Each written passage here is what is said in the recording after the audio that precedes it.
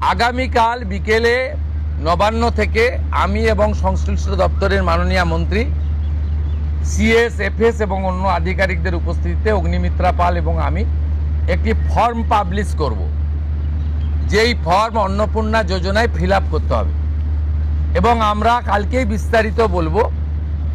কারণ এনরোলমেন্ট যখন যত তাড়াতাড়ি করবেন তত বেনিফিট আমরা দিতে পারবো। আমাদের অন্নপূর্ণা যোজনার প্রক্রিয়াটা শুরু হয়ে যাবে কাল থেকে।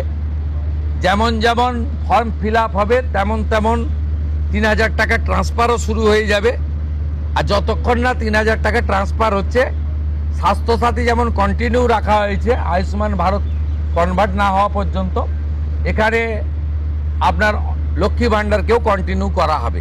বিস্তারিত কালকে আপনারা জানতে পারবেন। ফর্মের কপিও আপনারা কালকে পাবেন। অফলাইন অনলাইন অবশ্যই থাকবে। শুধু পাবলিকের উপরে ছেড়ে দেওয়া হবে না, বিধায়করা নিজ উদ্যোগে ফর্ম ফিল আপ করাবেন এবং সরকারও বিডিওদের নেতৃত্বে প্রত্যেক বাড়িতে বাড়িতে ফর্ম ফিল আপের জন্য সহযোগিতা করার জন্য লোক পাবেন। এবং মাথায় রাখতে হবে, ভারতীয়রাই কেবলমাত্র এই সুযোগ পাবেন, অভারতীয়রাই সুযোগ পাবেন না।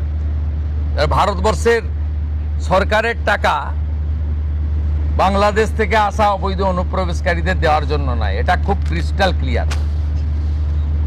সরকারি বাসে আপাতত সব মহিলাদের আমাদের ফ্রি সুযোগ তারা পাচ্ছেন আগামী সপ্তাহ থেকে। তো আগেই ক্যাবিনেট অনুমোদন দিয়েছে, এটা কার্যকর হচ্ছে। কিন্তু আমরা এখনই সবাইকে, সব মহিলা বললে সুযোগ দিলে পরবর্তীকালে কিন্তু কার্ড করব।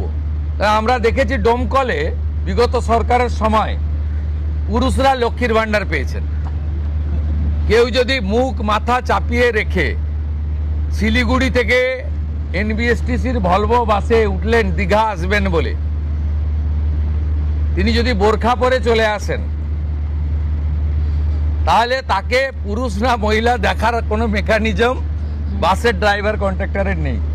আপাতত চালু করলেও পরে আমরা মহিলাদের জন্য আলাদা ফ্রি কার্ড করে দেওয়ার ব্যবস্থা করব। আমরা প্রাথমিকভাবে আলোচনা করেছি এবং এটা আমরা কার্যকর করতে চলেছি। আমাদের মা ক্যান্টিন রয়েছে, সেই ক্যান্টিনগুলোতে ৩৬৭টা, তাই তো অ্যাপ্রক্স ৪০০-র কাছাকাছি সংখ্যা আপাতত এই থাকছে। সেখানে আমরা ২ দিন করে মাছ খাওয়াবো, সপ্তাহে 2 দিন করে মাছ খাওয়াবো, 5 টাকাতেই খাওয়াবো। এই কাজগুলো আমরা করছি। বাকি অন্যান্য বিষয়গুলো হবে। আমরা কয়েকটা প্রোগ্রাম পেয়েছি। সেটা হলো আগামী 30 তারিখে কেন্দ্রীয় আরবান এবং পাওয়ার মিনিস্টার আসছেন, অগ্নিমিত্রা পাল মহোদয়, তার প্রোগ্রাম পুরো অ্যাসিস্ট করছেন। আমিও একটা সময় নিশ্চয়ই কার্ডসিমিট করব। 4 তারিখে শিপিং মিনিস্টার আসছেন, শিপিং রিলেটেড মিটিং হবে। 6 তারিখে মাননীয় রেলমন্ত্রী আসছেন।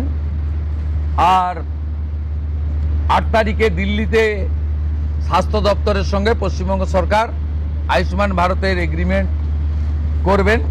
এই প্রোগ্রামগুলো আপনাদের মাধ্যমে আমরা জানাতে চাই। আমাদের সরকার, আপনাদের সরকার আগামী সপ্তাহ থেকে মুখ্যমন্ত্রীকে বন্ধ হয়ে যাচ্ছে, তার জায়গায় আমরা নাম দিচ্ছি আপনার সরকারকে বলুন। আর পুরনো যে নাম্বার ছিল ও নাম্বারেরও বদল আসছে। এই সংক্রান্ত বিস্তারিত যেদিন আমরা লঞ্চ করব সেই দিন আপনাদেরকে নাম্বার জানাবো। নামটা আমি আজকেই জানিয়ে দিলাম, আপনার সরকারকে বলুন। মাননীয় রাজ্যসভার সাংসদ শ্রমিক ভট্টাচার্য মহোদয়কে নাম ঠিক করার জন্য সরকার পরামর্শ চেয়েছিল, তিনি এই নামটা ঠিক করেছেন। মুখ্যমন্ত্রী হিসেবে আমি সেই নামটা গ্রহণ করেছি। आज सुबह से देखा जा रहा है बहुत सारे बॉर्डर पे जमा हो रहे हैं, वो बॉर्डर क्रॉस करना चाह रहे हैं। क्या ये जो ऑर्डर आपने किया था, स्टेट गवर्नमेंट ने किया था, होल्डिंग सेंटर हर एक डिस्ट्रिक्ट में होना चाहिए, उसके बाद डर के मारे जो है लोग बॉर्डर क्रॉस करना चाह रहे हैं। ये एग्जिस्टिंग फॉरेनर्स एक्ट है, कोई नया कानून नहीं है। और ये लोग चला जाना चाहिए। और उनका बांग्लादेशी जो नागरिक है उनका लेने का जिम्मेदार तो है। उनका तो जब हम लोग यहाँ से बोल रहा था तब वहाँ से उनका जो स्पोक्स पर्सन है मैं देखा था सोशल मीडिया में और यूट्यूब में आया, जो उन्होंने बताया जो बांग्लादेशी है वो तो हम लोग ले लेगा, तो ये सब बांग्लादेशी है, इसको ले लेना चाहिए। लेकिन ये लोग को, पुलिस को हम लोग बता दिया जेल में भेजने का जरूरत नहीं है। देश के रुपया में खाना खाएगा, कपड़ा देगा, मेडिसिन देगा, एक दामाद है ये लोग।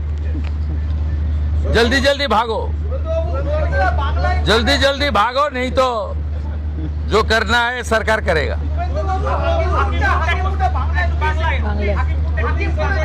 না না, আমি হাকিমপুর সম্পর্কে জানি না, আমি মিডিয়াতে দেখছিলাম, কিন্তু এটা নতুন কিছু নয়, প্রেজেন্ট অ্যাক্টই রয়েছে।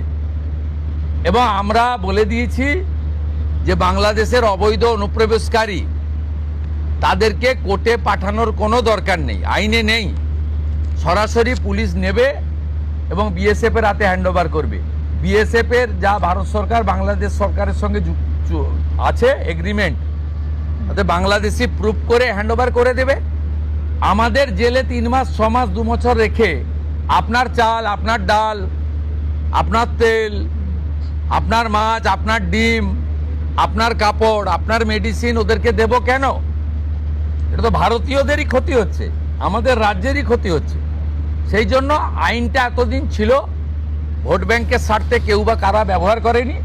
আমরা ভোট ব্যাংকের বাইরে গিয়ে দেশের স্বার্থে, রাজ্যের স্বার্থে এই আইন কার্যকর করছি। আবেদন করেছেন যে যারা এতদিন অভিযুক্ত রয়েছেন তাদেরকে গ্রেফতার করার জন্য এসপির কাছে, পুনরায় কি তদন্ত শুরু করবেন? আমি আবেদন পাইনি। এসপির কাছে উনি আবেদন করেছেন। এসপি নিশ্চয়ই ডিজিকে পাঠাবেন, ডিজি আমার সঙ্গে পরামর্শ করবেন। আমি হোম মিনিস্টার হিসেবে নিশ্চয়ই, আমার তো আইনের শাসন প্রতিষ্ঠা করার জন্যই আমাকে আপনারা মুখ্যমন্ত্রী করেছেন। তা আইনের শাসনে তামান্নাও আইনের শাসন পাবেন।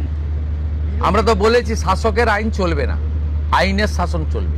বিরোধী দলের আমরা তো বলেছি স্কুল, কলেজ, মন্দিরের 1 কিলোমিটারের মধ্যে মদের দোকান লাইসেন্স দেওয়া যাবে না। এ সরকার অন্যভাবে চলবে, চিন্তার কোনো কারণ নেই। আমার সঙ্গে ভারত সরকারের মন্ত্রী জিতেন্দ্র সিং এর একটা মিটিং আছে 3:30টার সময়, এখন 2:30 বাজতে যায়, 1 ঘন্টা লাগবে যেতে। প্লিজ এটা হচ্ছে বিশেষ সাংসদ বিরোধীদের, তাদেরকে আপনি ডাকবেন এই বিশেষের টাইপ যদি বলেন যে মানে যারা অনেকদিন পরে সত্য কথা বলছে তারাই বিশেষ সাংসদ। যারা বলছেন যে আপনারা আমাদের স্বাধীনতা পাইয়ে দিয়েছেন, যারা বলছেন যে এর কোনো ভবিষ্যৎ নেই, ফলতাতে যে চতুর্থ হয়েছে সে আর 1 তো দূরের কথা 2-এই আসতে পারবে না, সামনে ভবিষ্যৎ দেখতে পাচ্ছে। এই তালিকা আপনার কাছে প্রস্তুত? এই তালিকা তৈরি আছে বিশেষ সাংসদ না আমি বলবো না, আপনারাই তো দেখাচ্ছেন। আমি তো আপনাদের চ্যানেলেই দেখছিলাম বারাসাতের সাংসদ কি বলছেন, তারপরে সরকারকে বললাম যে উনাকে ডাকুন, উনি নিশ্চয়ই কোঅপারেশন করতে চান।